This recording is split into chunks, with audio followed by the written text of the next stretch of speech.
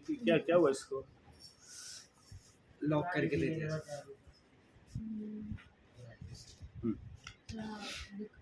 तो देखो मैं एक बार शॉर्ट रिवीजन दे देता हूँ तुम्हें। हाँ करना तो देखो स्मॉल n मतलब क्या है, नंबर ऑफ मोल्स, और उसका यूनिट क्या है, एक नॉर्मल नंबर होगा, उसके आगे कोई यूनिट नहीं होगा। गिवन मास तो वो स्मॉल m से रिप्रेजेंट करते हैं और वो ग्राम या किलोग्राम में होगा। मॉलिक्यूलर मास या एटॉमिक मास या आयन का मास उसको कैपिटल M से रिप्रेजेंट करते हैं और उसका यूनिट होगा U। नंबर ऑफ एटम्स या मॉलिक्यूल्स या आयन उसे कैपिटल N से रिप्रेजेंट करते हैं एंड एवोगैड्रो नंबर को NO से रिप्रेजेंट करते हैं और वो भी नॉर्मल नंबर होने वाला है। और फिर मैंने दो फॉर्मूलाज तुम्हें दिखाए थे। स्मॉल n मतलब number of moles given mass upon molar mass, again small m is equal to number of atoms या पार्टिकल्स और नीचे एवोगैड्रो नंबर। समझ में आया? अभी हम लोग सम्स करेंगे उसके ऊपर based. If 1 mole of carbon atom weighs 12 gram, 1 mole, तो अभी ये पांचों है ना, पहले अपने को लिखने होते हैं क्या क्या दिया है, क्या क्या क्वेश्चन मार्क है। क्या दिया है? 1 mole of carbon atom weighs 12 gram, तो उसका होगा 6.022 होगा ना पहले तो 1 मोल। वो है एवोगैड्रो नंबर। ये 1 मोल तो 1 मोल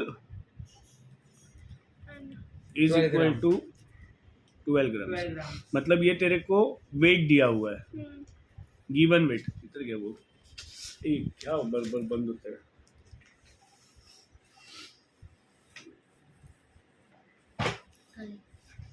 टाइमिंग बढ़ा ना उसका सेटिंग में जाके डिस्प्ले। अभी देख तू ये बार बार नहीं तो जाते ही रहेगा। ठीक है, तू बार बार हाथ लगा चले। तो what is the mass in gram of 1 atom of carbon? Question समझ में आया कि नहीं समझ में आया? पक्का? तो यहाँ पे देखो कैलकुलेशंस किए हुए हैं। तो 1 मोल मतलब इतने एटम्स होते हैं। अब 1 mole of carbon atom weighs 12 gram, तो 100 atoms of carbon weighs 12 gram.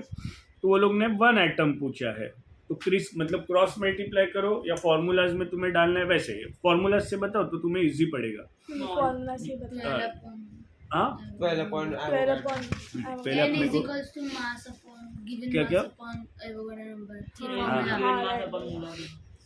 तो अभी कार्बन का सबसे पहले नंबर ऑफ मोल्स नहीं दिया है।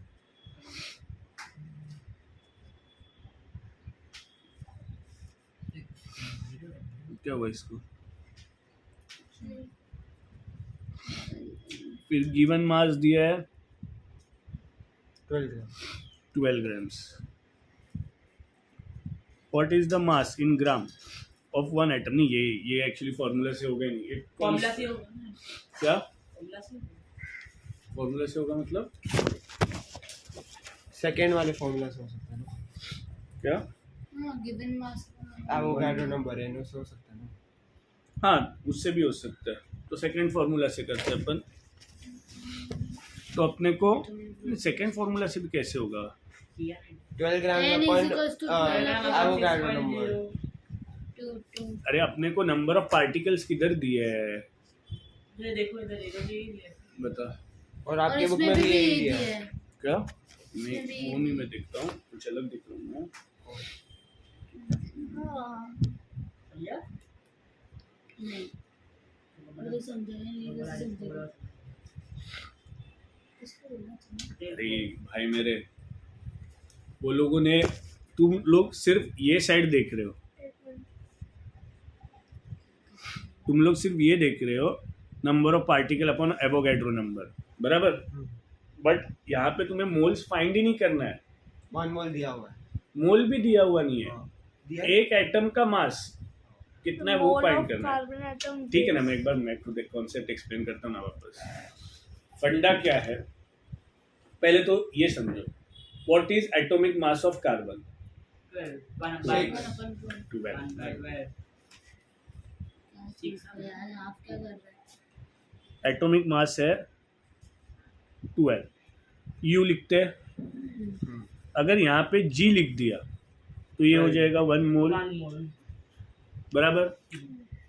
Atomic mass is equal to 12 u, तो 1 मोल में कितने, 12 ग्राम्स। अब 1 मोल में नंबर कितना है, 6.022 इंटू 10⁻23। तो इतने पार्टिकल या इतने एटम्स मौजूद है 12 ग्राम में, बराबर। अपने को 1 एटम चाहिए, तो यहाँ पे 1 एटम इज इक्वल टू 12, ये पूरा नंबर यहाँ पे जाके डिवाइड, ऐसा किया वो लोग। 0.5 ये आपको समझ में आया? नहीं आया तो नहीं आया, बिंदास बोल। मैं रिपीट करता हूँ, वापस रिपीट। चलो रिपीट करता हूँ मैं। मूल कॉन्सेप्ट क्या है? मूल कॉन्सेप्ट 2 चीज़ों पे बेस्ड है, उस दिन भी मैंने कराया था। फर्स्ट क्या है, ग्राम, और दूसरा क्या है, पार्टिकल्स। समझ में आया? तो 1 मोल ऑफ एनीथिंग, अगर मैंने तुम्हें बोला कि मेरे लिए 1 दर्जन एप्पल्स लेके आओ, तो तुम लोग 12 लेके आओगे, 12 लेके आओगे, राइट। अगर मैंने कहा मेरे लिए 1 मोल ऑफ कार्बन लेके आओ, मतलब तुम लोग 6.022 इंटू 10⁻23 एटम्स लेके आओगे। पक्का समझ में आ रहा है? पक्का। और दूसरा कॉन्सेप्ट क्या था, जो भी एटॉमिक मास या मॉलिक्यूलर मास रहता है उसको यू हटा के बस जी लगा दो, that is equal to 1 mole, बराबर। तो देखो एटॉमिक मास कार्बन का 12 है, 12 यू। तो अगर मुझे 1 मोल लिखना रहेगा तो मुझे यू नहीं 12 जी लिखना रहेगा। 1 मोल में कितने पार्टिकल्स है, तो या इतने एटम्स होंगे, किसके, कार्बन के। मुझे 1 एटम का वजन चाहिए, तो ये नंबर यहाँ पे जाके डिवाइड हो जाएगा, मतलब इसको ऐसे रिप्रेजेंट कर, into 1 atom, it doesn't make difference. ये पूरा नंबर यहाँ पे जाएगा, मैथ का रूल है, मुझे 1 एटम चाहिए, तो ये यहाँ पे आके डिवाइड होगा, फिर कैलकुलेशंस किए। समझ में आया? पक्का? या which has more number of atoms, 100 grams of sodium या 100 ग्राम्स ऑफ आयरन। अभी देखो मुझे क्या दिया है, 100 ग्राम सोडियम दिया, 100 ग्राम आयरन दिया। वो लोग पूछ रहे हैं कि which has more number of atoms, किसमें ज्यादा नंबर ऑफ एटम्स होंगे। समझ में आया क्वेश्चन? समझ में आया? हाँ। अब यहाँ पे वो फॉर्मूला देखो, फॉर्मूला क्या है, mass of N is equal to 23 and तो सेम है, ऐसे ही करना। नहीं सब समझे तो फॉर्मूला खोलना, इधर से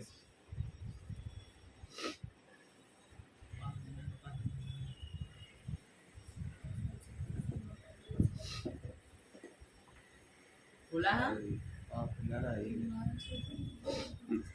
now this small n is equal to so and so, this small n is equal to so and so, मतलब ये दोनों रेशियोज इक्वल होंगे।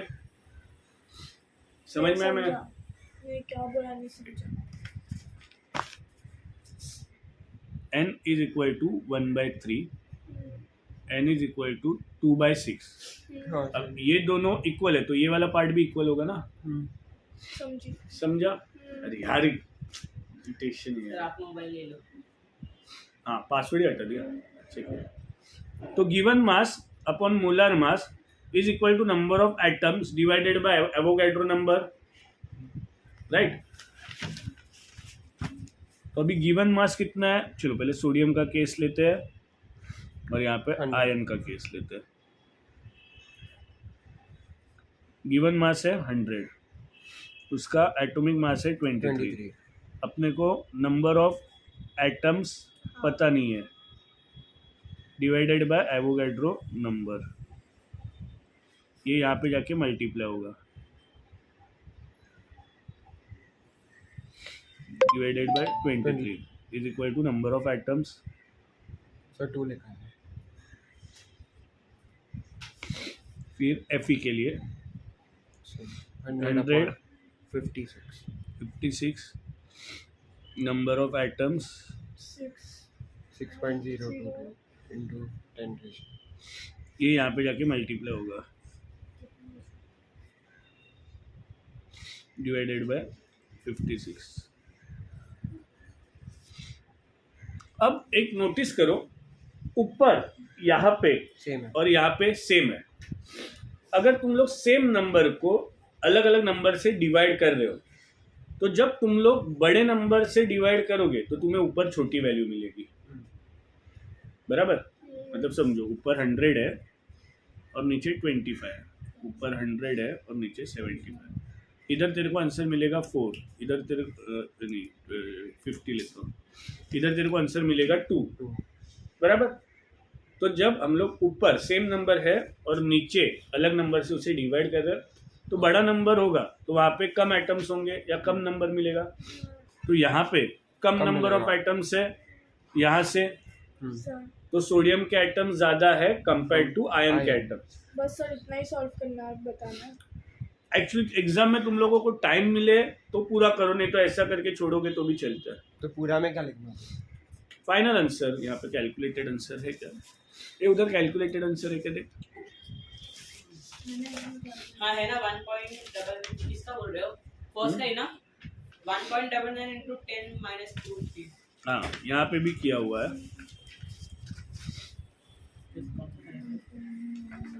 सेम ही है वो.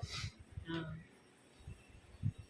नहीं, यहाँ पे अलग वे से किए, ये वैसे मत करो.